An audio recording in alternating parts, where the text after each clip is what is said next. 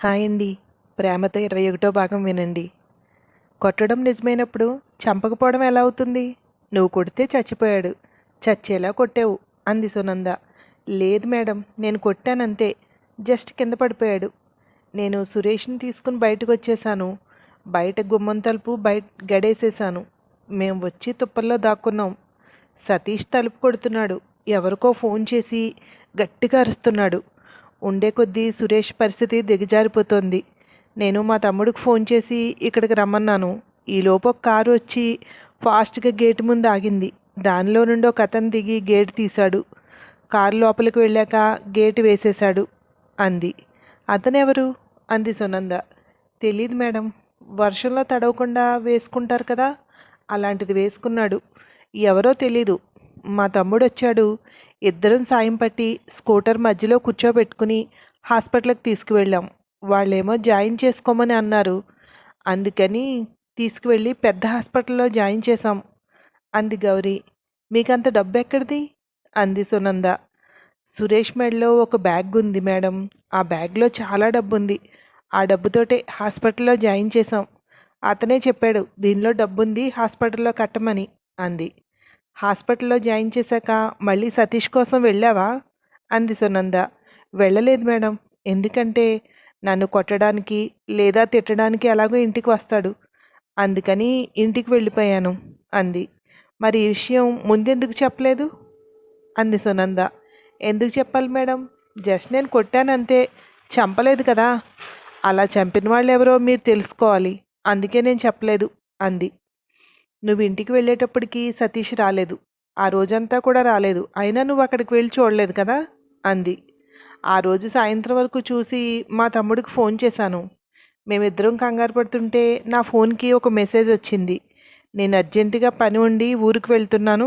ఒక 15 రోజుల వరకు రాను. వచ్చాక అప్పుడు నీ పని చెప్తాను అని ఉంది. మేము అతన్ని రక్షించి తీసుకువెళ్ళాం కనుక బహుశా పోలీస్ కేసు ఏదైనా అవుతుందని భయపడ్డాడేమో. అందుకే ఎక్కడికో వెళ్ళాడు అనుకున్నాం అంది. మీ తమ్ముడు అక్కడకు ఎన్ని గంటలకు వచ్చాడు అంది సునంద. నేను ఫోన్ చేసిన ఒక 15 నిమిషాలకు వచ్చాడు మేడం. బండి వేసుకుని వచ్చాడు. లోపలికి కూడా వెళ్ళలేదు. మేం బయట నుండే వచ్చేసాం అంది. నీకు లోపల నుండి ఏమైనా కేకలు, అరుపులు ఏమైనా వినిపించాయా అంది సునంద. లేదు మేడం. ఆ కారు లోపలికి వెళ్ళింది. ఒక అతను దిగాడు. అంటే లోపల ఇంకొక అతను కూడా ఉండుంటాడు. అందరూ లోపల ఏం చర్చించుకుంటున్నారో నాకు తెలీదు. బహుశా వాళ్ళ మధ్య ఏదైనా గొడవ వచ్చి వాళ్లే చంపేశారేమో అంది. ఆ కారు నెంబర్ చెప్పగలవా అంది సునంద. ఏమో, నేను అప్పుడున్న పరిస్థితుల్లో కార్ నెంబర్ నోట్ చేసుకోవాలనే ఆలోచన కూడా నాకు రాలేదు. మా మామని ఊరికే కొట్టాను, పడిపోయాడు అంతే కదా. అతనికి ఏదైనా అవుతుందని భయం నాకు లేదు. సురేష్ని రక్షించాలనుకున్నాను అంతే అంది. నువ్వు ఇలా టూకీగా చెప్పేస్తే కుదరదు. నువ్వు అసలు ఆ గెస్ట్ హౌస్ దగ్గరికి ఎందుకు వెళ్ళావు అంది సునంద. నేను సతీష్ ఫోన్లో మాట్లాడుతుంటే విన్నాను. నాకు కొంచెం అనుమానం అనిపించింది. ఎవరినో ఏదో చేయబోతున్నాడు అని. అతని మాటల్లో గెస్ట్ హౌస్ అని కూడా వినిపించింది. అందుకే నేను అక్కడికి వెళ్ళాను అంది. నీకు సతీష్ గురించి ఏం తెలుసు? నువ్వెందుకు అక్కడికి వెళ్ళావో క్లియర్గా చెప్పు అంది సునంద. మేడం, చాలా రోజుల నుండి మా మామని అబ్జర్వ్ చేస్తున్నాను. ఎవరో ఫోన్ చేస్తారు, వాళ్ళతో మాట్లాడుతున్నాడు. మధ్యలో లావణ్య లావణ్య అనే మాటలు విన్నాను. అక్కడి నుండి అతని ఇంట్లో ఉండగా మాట్లాడే ప్రతి మాట వినడం మొదలుపెట్టాను. అతని మాటల్లో నీకు అనుమానం కలిగించేలాగా ఏమనిపించింది అంది అడ్డొస్తూ సునంద. అటు నుండి ఎవరో లావణ్యని ట్రాప్ చేయమని చెప్పారనుకుంటా. ఎన్ని రోజులవుతుంది నువ్వు ఈ పని చేసేటప్పటికి? సురేష్ వచ్చేస్తాడు అంటూ మాట్లాడుతున్నారు. దానికోసమే మామకి డబ్బు ఇచ్చేవారు. ఆ డబ్బు ఉద్యోగం వచ్చింది అని చెప్పి నా చేతికి ఇచ్చేవాడు. గౌరీ చెప్తుందంతా రికార్డ్ చేస్తున్నారు. కానీ అతని మనసులో ఆశ పుట్టింది. లావణ్యని పెళ్లి చేసుకోవాలనుకున్నాడు అంది గౌరీ.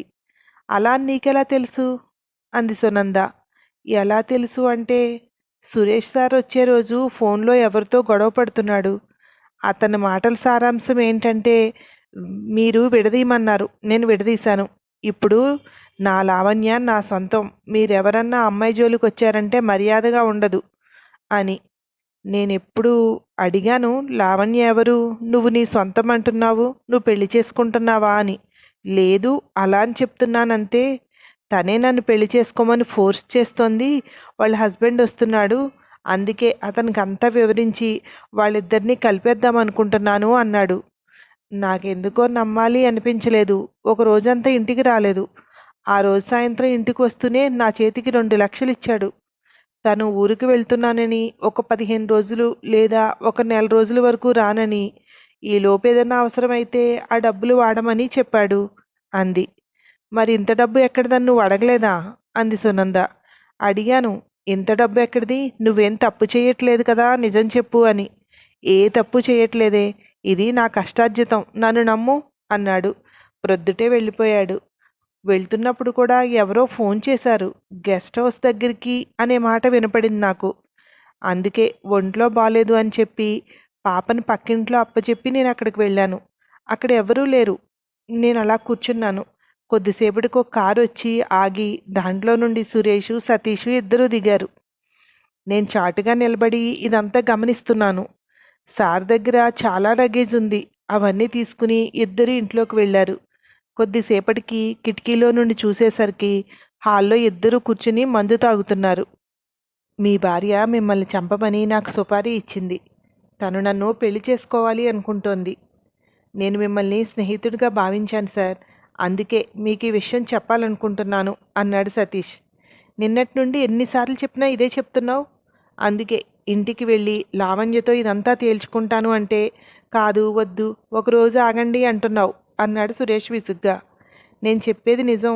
మీరు నమ్మినా నమ్మకపోయినా ఇదే నిజం సార్. నాకు పెళ్ళయింది, ఒక పాప ఉంది. నేను ఎలా పెళ్లి చేసుకోగలను? నా భార్య నా అక్క కూతురు. నేను తనని మోసం చేయాలి అనుకోవట్లేదు అన్నాడు సతీష్. నేను ఒకసారి నా భార్యతో మాట్లాడాలి. నేను తనతో మాట్లాడిన తర్వాతే తనను అనుమానిస్తాను. అప్పటి వరకు తనని అనుమానించను. తను నన్ను ఎంతో ఇష్టపడి నేను ప్రేమించేలాగా చేసుకుని పెళ్లి చేసుకుంది. అలాంటిది నన్ను చంపమంది అంటే నాకు నమ్మకం కలగట్లేదు అన్నాడు. ఏం మాట్లాడతారు? మీకు సిగ్గులేదేమో, నాకైతే సిగ్గుంది. నేనైతే చేయను, మీరు చేసి మాట్లాడండి. మీరు మాట్లాడితే మాత్రం నిజం ఒప్పుకుంటుందా సార్? ఏమీ తెలియనట్టు, ఏమీ జరగనట్టు మాట్లాడుతుంది. అప్పుడు తనకి ఇంకా ఈజీ అవుతుంది మిమ్మల్ని ఏదో ఒకటి చేసి చంపేయడానికి అన్నాడు. ఒప్పుకున్నా ఒప్పుకోకపోయినా ఒక్కసారి తన నోటితో వింటే నేను తన నుండి దూరంగా వెళ్ళిపోతాను అన్నాడు సురేష్. తను అదే కోరుకుంటుంది, మీరు అదే చెప్తానంటున్నారు. ఇంకేంటి ఇబ్బంది? మళ్ళీ తనతో మాట్లాడడం ఎందుకు ఇప్పుడు అన్నాడు విసుగ్గా సతీష్. అలా ఇద్దరికీ మాట పెరిగింది. అక్కడే ఉన్న బీర్ బాటిల్తో సురేష్ తల మీద గట్టిగా కొట్టాడు. నాకు ఒక్కసారిగా భయం వేసింది.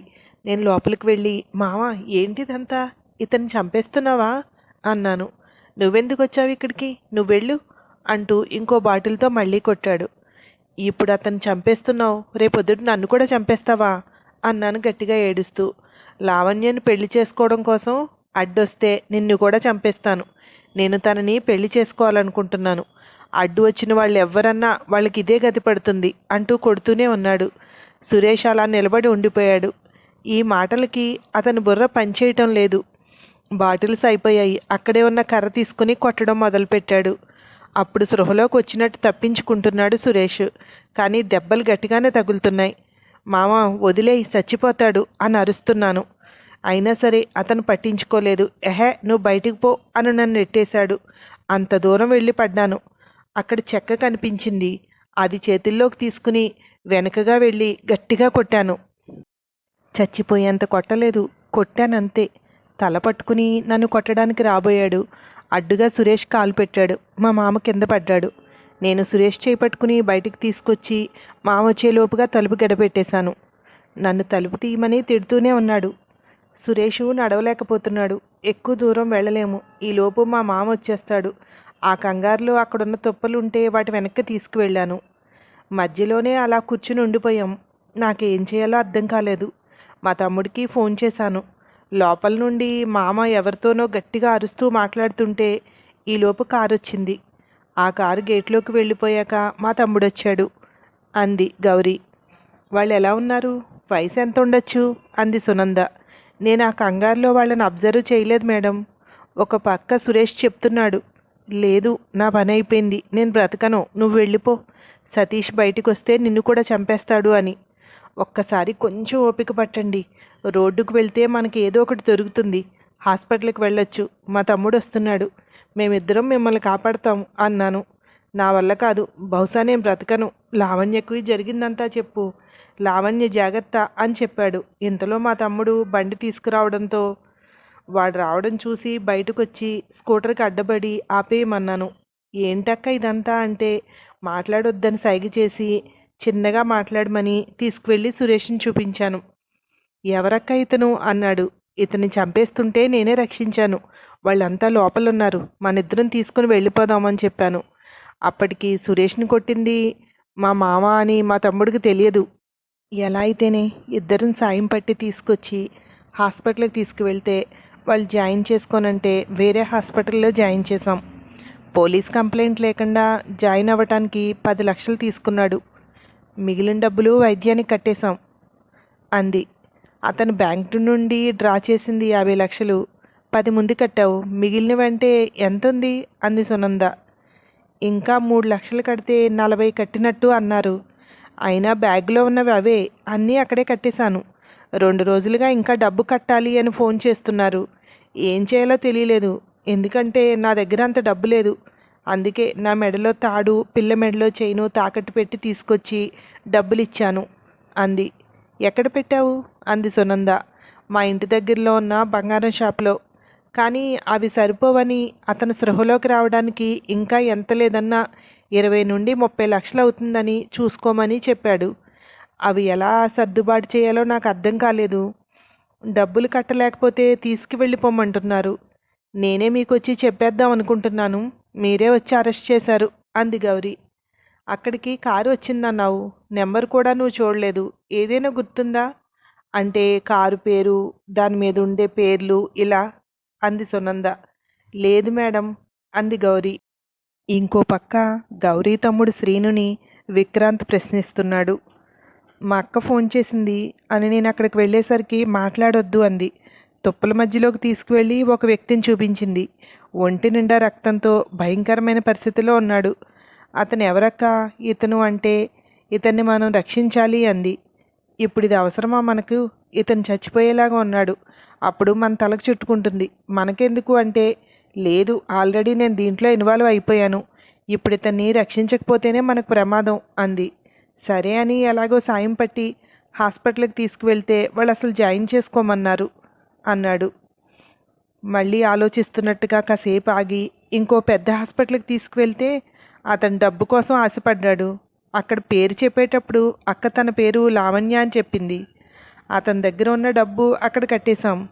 అక్కడి నుండి పక్కకు వచ్చాక అడిగాను, ఎందుకక్క లావణ్య అని చెప్పావు, పాప పేరు ఎందుకు చెప్పావు, నీ పేరు చెప్పకుండా అన్నాను.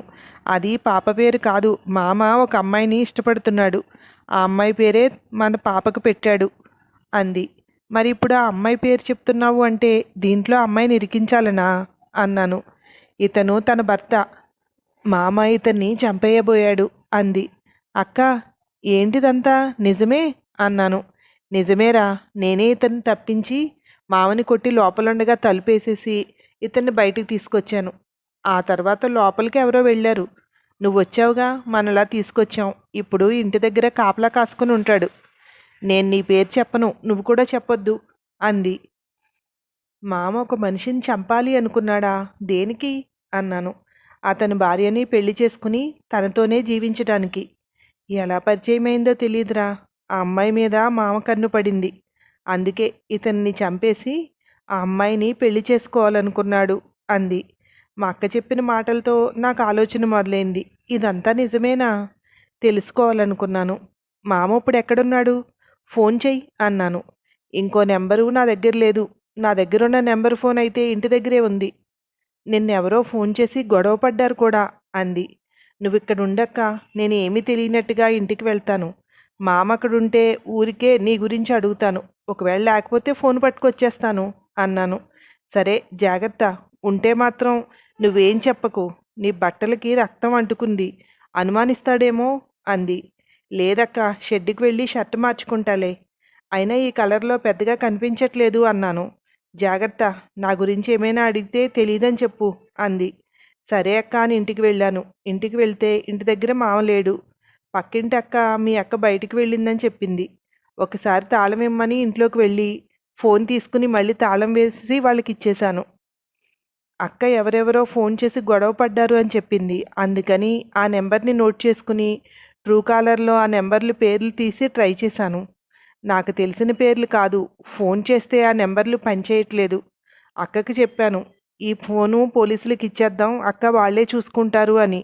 అక్కేమో లేదు, ఇతను బతికితే ఇతనే అన్నీ చెప్తాడు అంది. తర్వాత రోజు తెలిసింది మామ చనిపోయాడని. మేమొచ్చే ముందు ఎవరో లోపలికి వెళ్ళారు అని అక్క చెప్పింది. వాళ్లే ఖచ్చితంగా మా మామని చంపేసి ఉంటారు అన్నాడు. మేము సీసీ ఫుటేజ్లో చూసాం. మీ అక్క కంటే ముందే నువ్వు హాస్పిటల్ నుండి వెళ్ళిపోయావు కదా అన్నాడు. చెప్పాను కదా సార్, ఆ ఫోన్ కోసమే ఇంటికి వెళ్ళాను. వచ్చిన తర్వాత చెప్తాను. మామ ఇంటికి రాలేదు అని చెప్పాను. తర్వాత మామ ఫోన్లో మెసేజ్ వచ్చింది, ఊరికి వెళ్తున్నాను, 15 రోజులు రాను అని. ఏమో, నువ్వు డైరెక్ట్గా హాస్పిటల్ నుండి మళ్ళీ గెస్ట్ హౌస్కి వెళ్ళి అక్కడ మీ మామతో గొడవపడి కొట్టి చంపేసి ఉండొచ్చుగా అన్నాడు విక్రాంత్ అడ్డొస్తూ. అలా ఎందుకు చేస్తాను సార్, అతను మా అక్క భర్త. అక్క పసుపు కుంకుమ ఎవరైనా తుడిచేస్తారా? అతను నాకు సొంత మేనమామ సార్ అన్నాడు. మరి ఆ అవసరం ఎవరికి ఉండొచ్చు అన్నాడు విక్రాంత్. ఎవరైతే లావణ్యని లవ్ చేయమన్నారో వాళ్ళకు ఉండొచ్చు అన్నాడు శ్రీను. అంటే ఎవరో లవ్ చేయమని చెప్పినందువల్లే అతను లావణ్యని లవ్ చేసి సురేష్ని చంపాలనుకున్నాడు అంటావు. ఇప్పుడు ఆ ఫోన్ ఎక్కడుంది అన్నాడు. నా దగ్గరే ఉంది సార్. అంటే నా దగ్గర లేదు, షెడ్లో ఉంది అన్నాడు. ఎస్ఐ వంక చూస్తూ, ఇతన్ని తీసుకువెళ్ళి ఆ ఫోన్ తీసుకురండి అని. తప్పించుకోవాలని చూసావంటే ఈ కేసు నీ మీద రుద్ది నిన్ను మూసేస్తాం, గుర్తుపెట్టుకో అన్నాడు శ్రీనివంక చూస్తూ విక్రాంత్.